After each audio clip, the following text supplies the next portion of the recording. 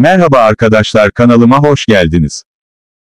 Bana desteğinizi göstermek adına kanalıma abone olmayı, videolarımı paylaşmayı ve zili açmayı unutmayınız. S7 Airlines'ın Türkmenabat'tan Moskova'ya bir sonraki uçuşunun 9 Aralık'ta yapılması planlanıyor.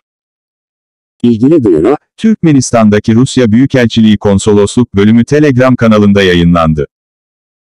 Büyükelçilikten yapılacak, Türkmena Moskova'ta planlanan 9 Aralık'ta gerçekleşecek de havayolları gişesinden, dedi. Bu, pandeminin bu 30. ihracat yanı olacak. En son 26 Kasım'da böyle bir uçuş gerçekleştirilmişti.